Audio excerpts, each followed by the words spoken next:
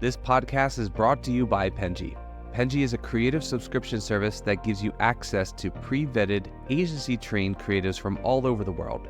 From graphic design to illustrations to social media management and web development, it's all included for one monthly price. It's time to say goodbye to the hassle of searching for top-notch creative talent. With Penji, you get quality and consistency delivered right to your inbox every day, carefully crafted for you by humans. So meet your new creative team today. Head over to penji.co for more and enter the coupon code located within the podcast show notes.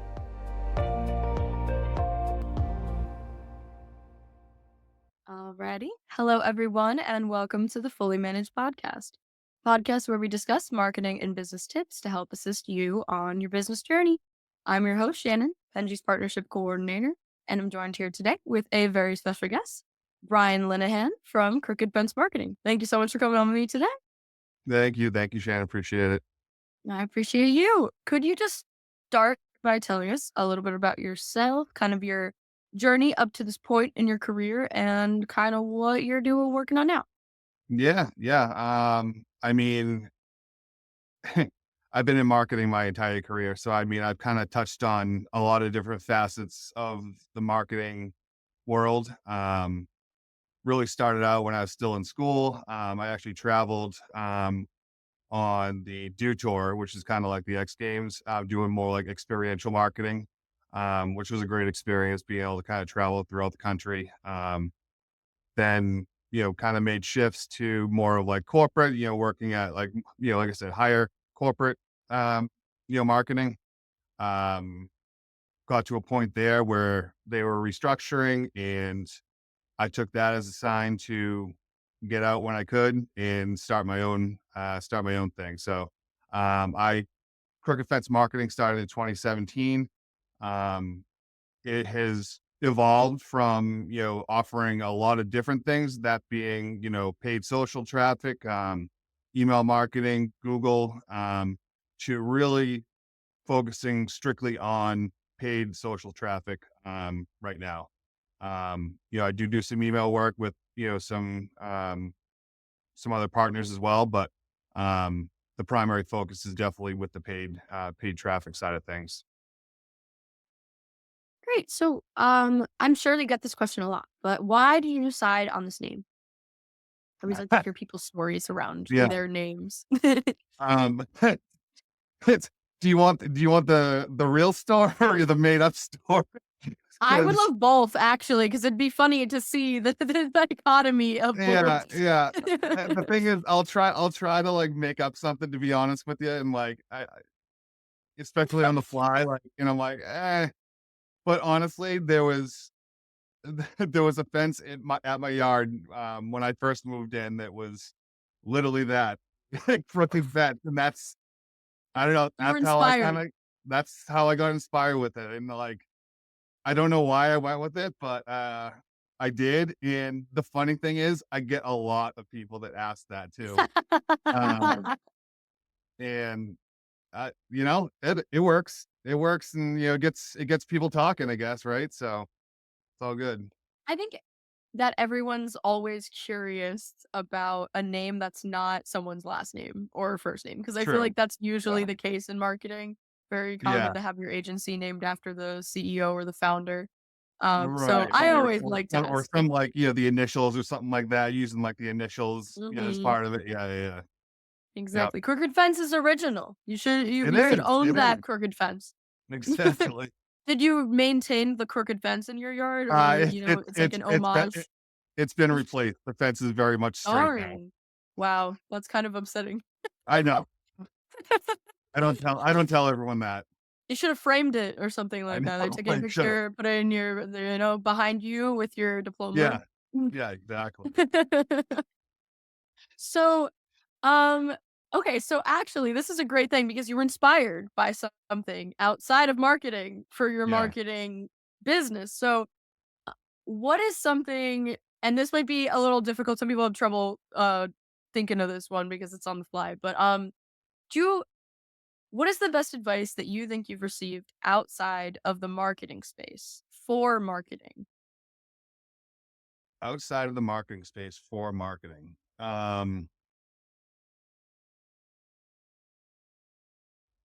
That's tough. I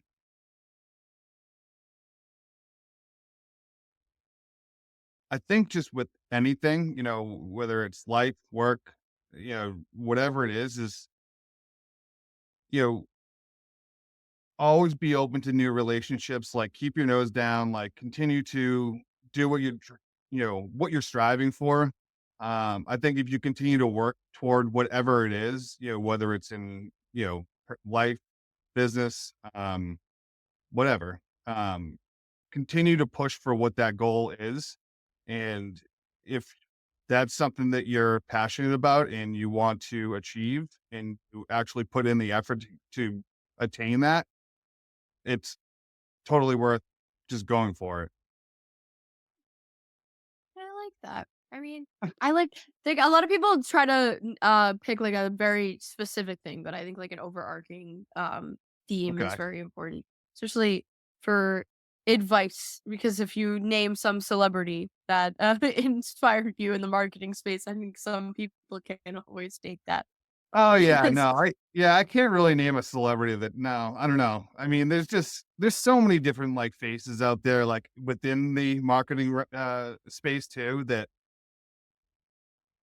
don't get me wrong, there's tons of people out there that that I'll follow and watch, and they're very smart. I couldn't pick one or the other. I think just being able to apply different principles to whatever it is that you're doing in life is important because if you have a clear focus, it's going to allow you to, work toward that ultimate goal again, regardless of what it is. yeah, no, I definitely agree with that. I think that a lot of people in the marketing space, like to arrow their opinions a lot of times on LinkedIn. I love seeing LinkedIn posts, Yeah. especially the bizarre ones. Those are the best. Ones like, Right. my wife left me, and here is 5 tips on how to grow your business. Um, Well, but then you gotta think like with all of that, like scripted, like the scripted, content out there, whether it's LinkedIn or any of the other social platforms, like, yeah, okay, is that even true? Yeah, yeah, yeah. yeah. Did you really? Exactly. So I think it's you kind of got to take everything with a grain of salt to an Yeah, extent, but at the same time, I think it's interesting all the different opinions that are out there. And that's a big thing about the podcast is we get everyone's opinions on how they're doing it.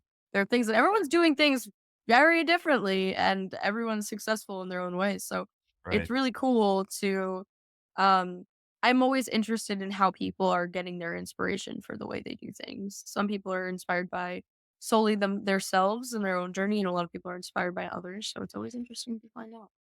Yeah, I mean, it's working with other people too, within your industry is gonna inspire you, I think, too. Like, you kinda get out of your, um if you get in tunnel vision and you're always doing the same thing, it's always good to be collaborative and talk to other people so that you can be inspired, with maybe something that other people doing it a different way that you might not have thought of. So I think that's definitely important as well. So just Yeah, of kind of course. thought from your previous point. Yeah, if you're doing the same thing over and over again and, it might lead to success, but it also, you're not looking at the possibility of doing something differently and then making more Right. success out of that. And I think Right. that watching other people or, talking to other people and being influenced by them and their decisions are it's really helpful in the space. And I think Absolutely. agency work sometimes has trouble with that about Yeah. talking about their things and their strategies and being very isolated in that way, and Right. I like when I see more communication in the space. Absolutely. So do you think that you talk about humor a lot, I've noticed. Do you think that humor is crucial for a marketing role?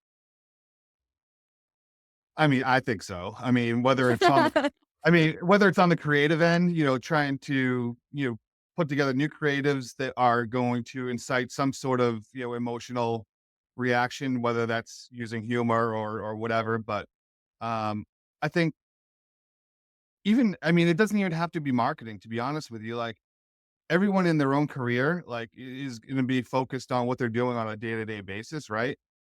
You need to be able to lighten up and, have these, times of laughing and joking, just so that you can kind of get your brain to, get out of that constant work mode and be able to, just lighten up for a few, even if it's 20 minutes out of the day, and just, having a laugh, um, is definitely going to allow you to, you know, keep it fresh, keep it healthy. And, um, yeah, yeah, it's something I think is just overlooked. And a lot of us might not do it as much as we probably should. But yeah, I think just, being able to even just being able to joke with like, anyone that you're working with too. Like, like let's stop being as serious as we are, throughout the day, and maybe just have a laugh, talk about something that's not work related, Mm, I 100% agree. I think that my brain would melt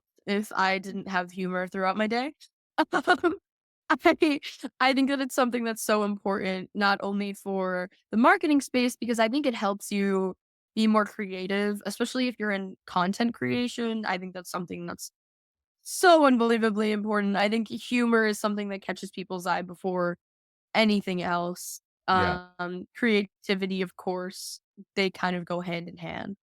But right. being able to be in a space that is like, I guess, somewhat serious as a role, but to be able to bring humor into that is special. And I think that it makes everything more fun, and to be able to interact with people that appreciate humor, that's my favorite thing on the podcast is having to laugh, because I know it's been a good podcast if I get to laugh. Right, right. Not to say anything bad about the serious schmoes out there. They're probably fantastic. I appreciate a serious person as well. But I do, it makes your day better. It makes you smile. Just Yep. Speaking of, okay, so I like to play a little game during the podcast, All where I right. ask questions that aren't related to marketing, and I'd like to ask you one of them. We're not gonna go through all of them, um, but just to maybe get some laughs. Yeah. So my favorite question is, how many eggs do you think that you can consume in a waking day? How many eggs? Yeah. Uh, You can eat them anyway, any style. You just have to eat the okay. eggs. Um, I don't know, 12? Lame.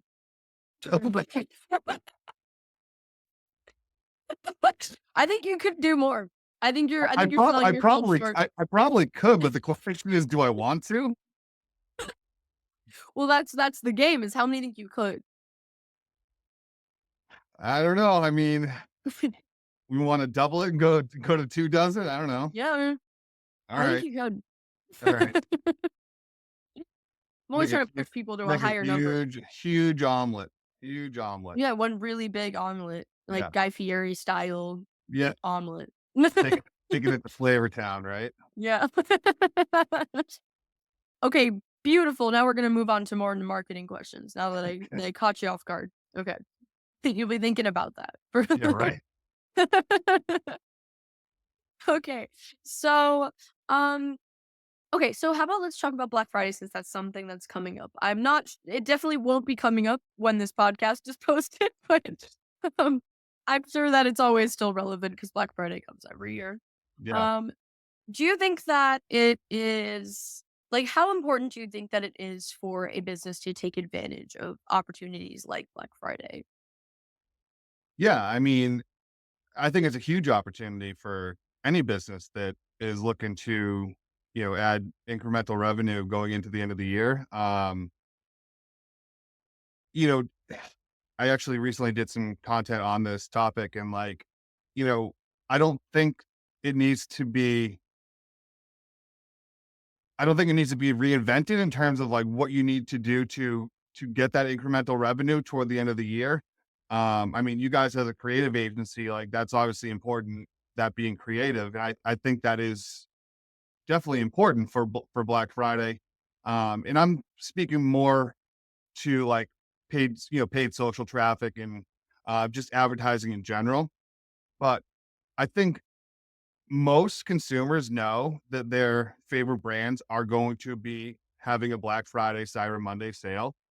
Um, if you're running paid traffic, like biggest thing I think is really scaling up leading into that time period with the ads and with the content that you know is working best.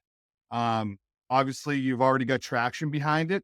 So scaling budget where it makes sense is, first lever to pull.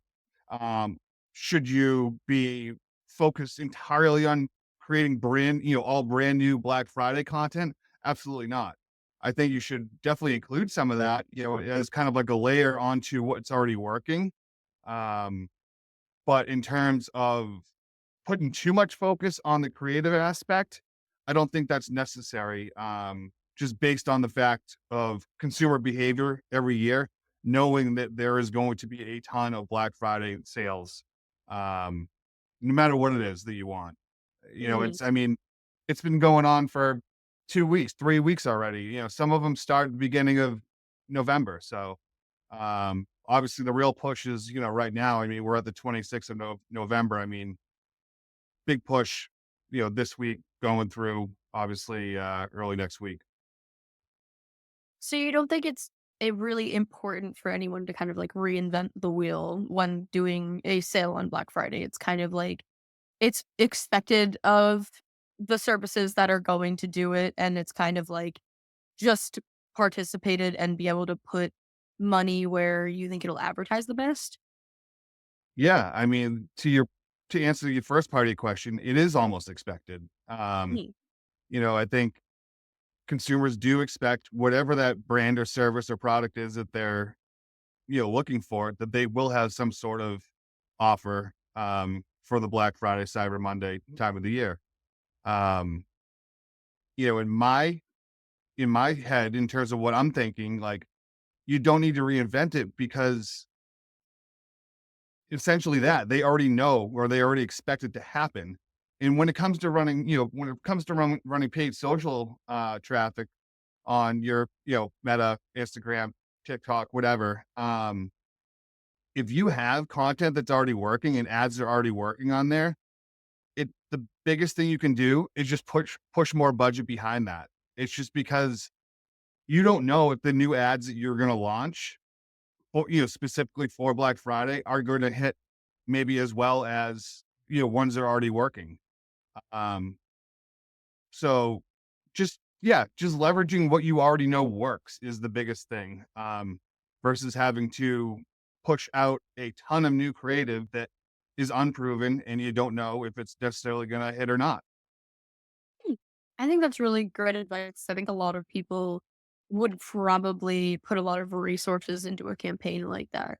Yeah, Yeah, you're right. Like they're not positive if it works or it's a foolproof plan. right. How do you suggest maybe someone in a very competitive space would go about navigating something like that? Um,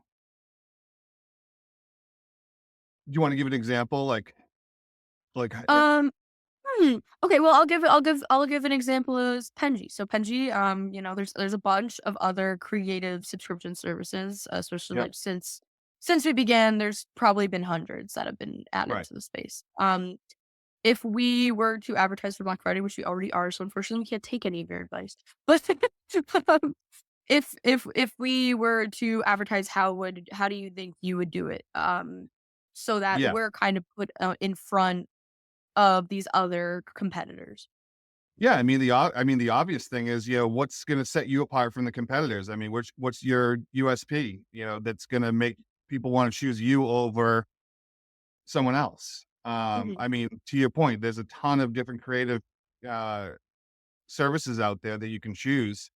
Um, the biggest thing, I mean, having worked with, several, like, what are maybe some of the pain points that these other ones are, you know, maybe experiencing from user experience, like in terms of like overall, um,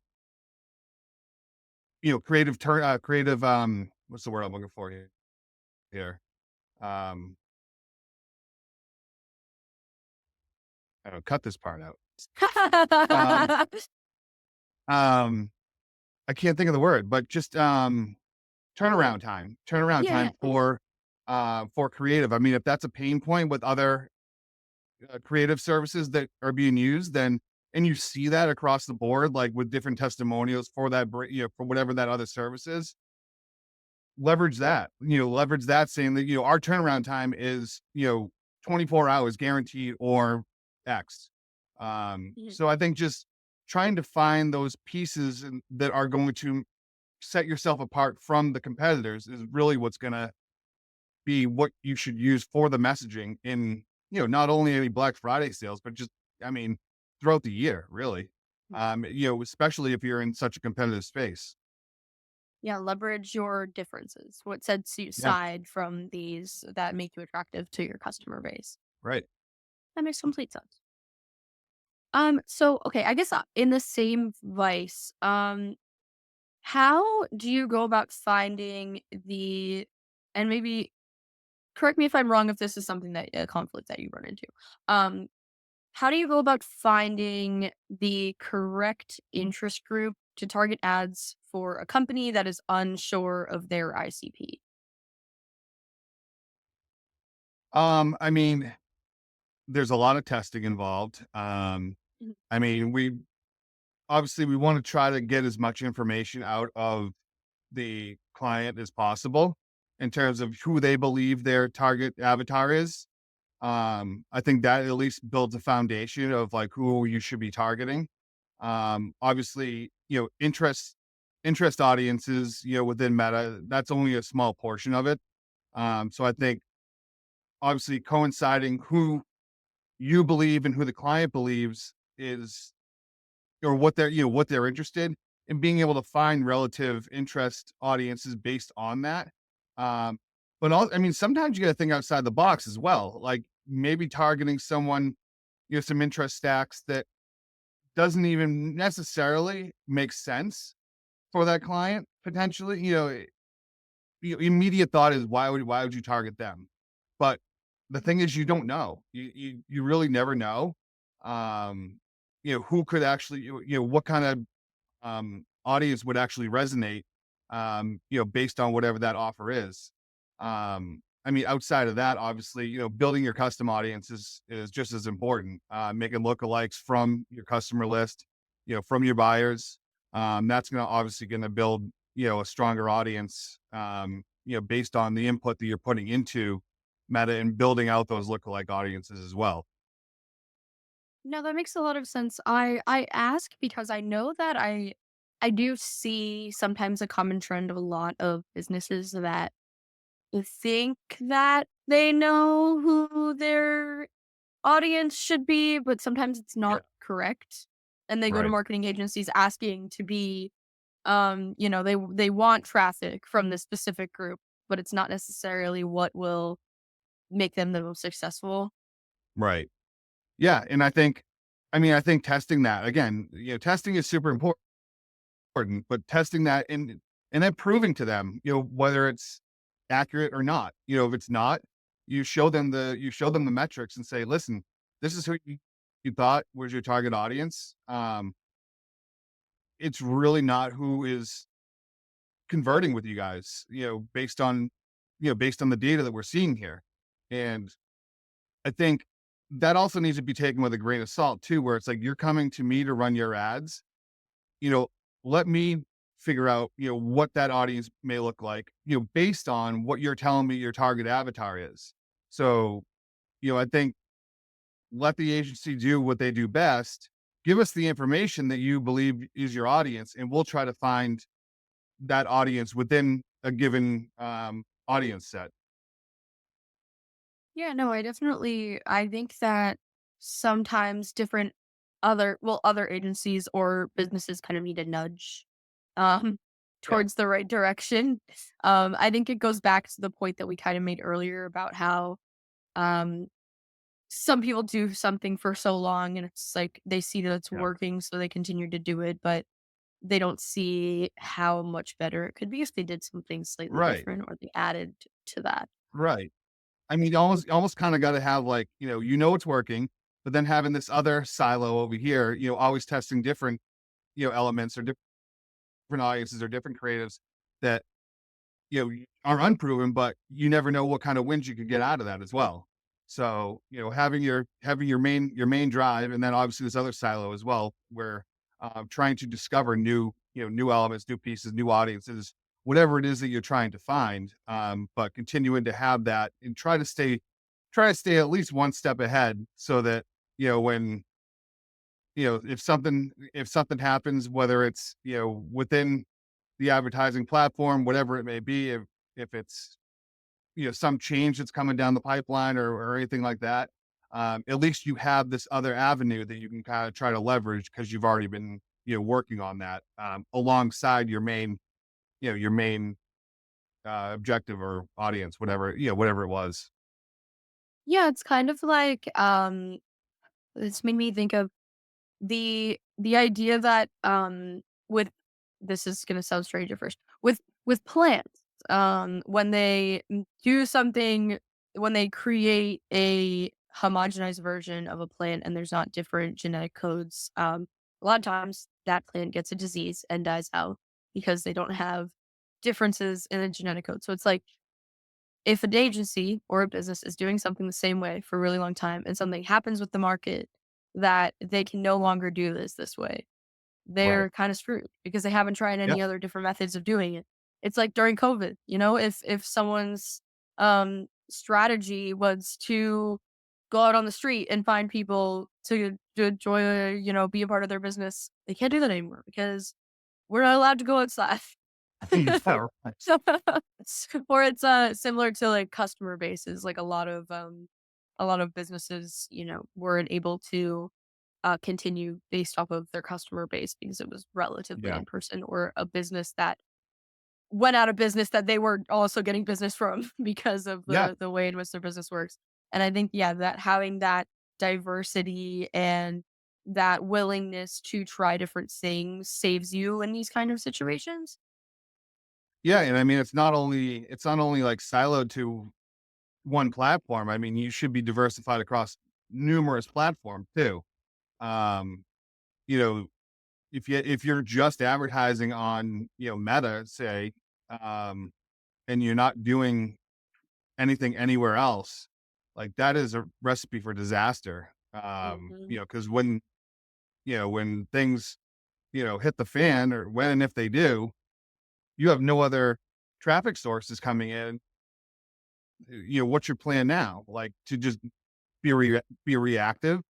So I think being proactive, having a diversified traffic sources is super important. Like, I get it. Like, you need to spend money to make money. So I mean, I get it. It costs money to advertise, but pigeonholing yourself onto one platform is never a good idea.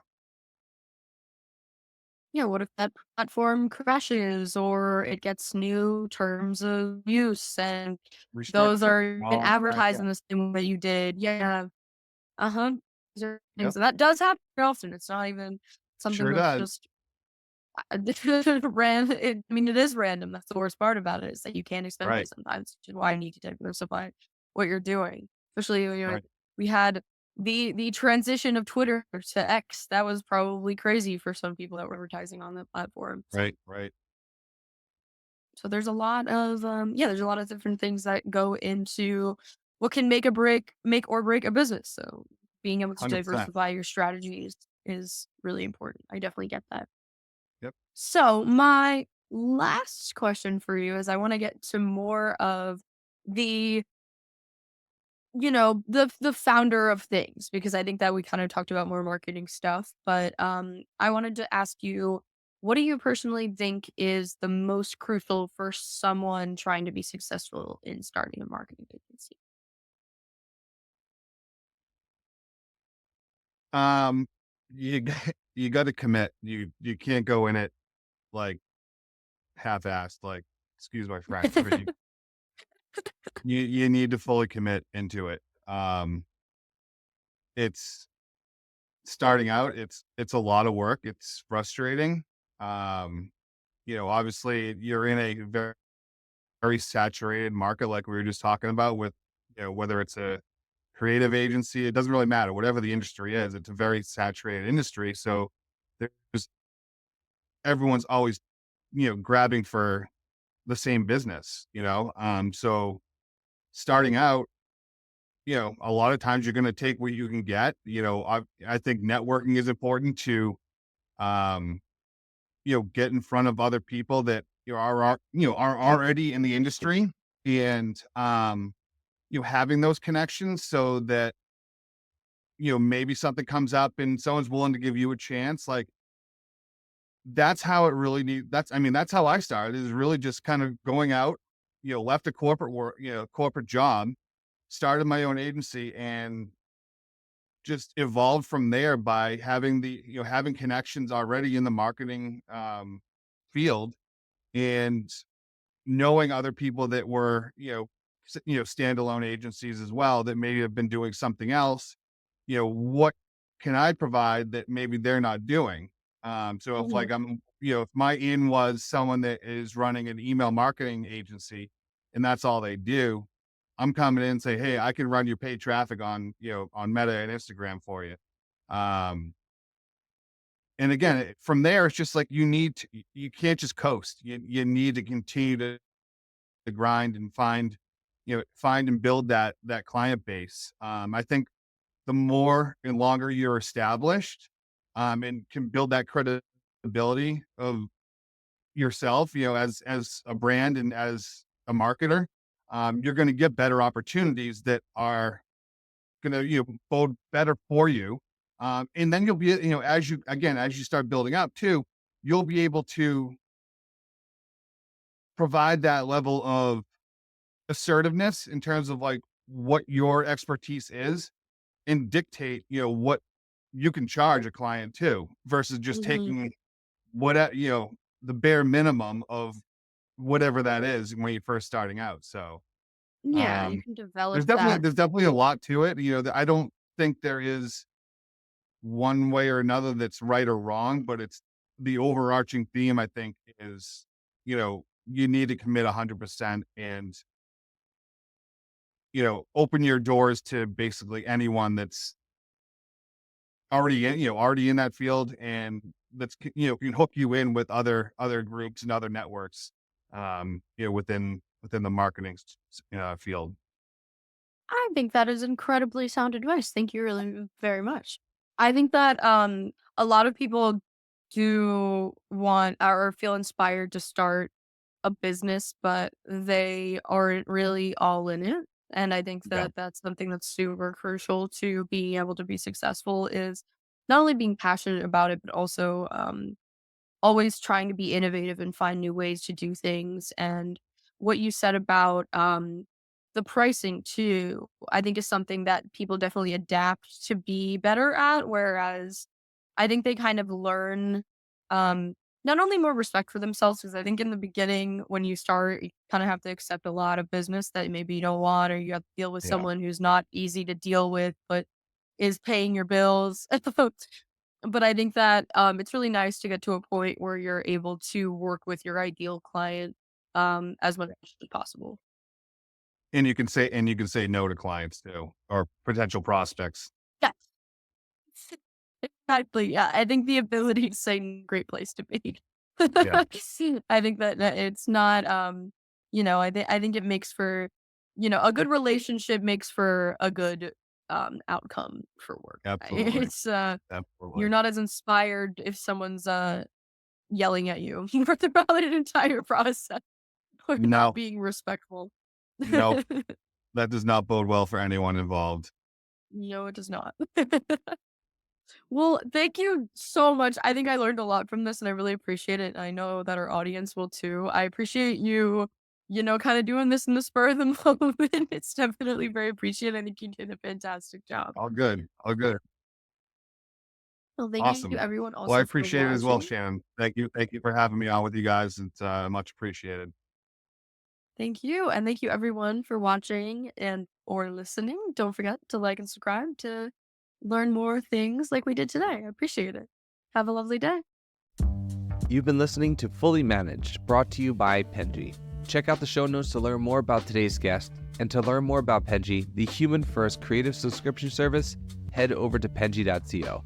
And by the way, if you're still listening, it would mean the absolute world to us if you were to share this podcast with a friend, and of course, subscribe.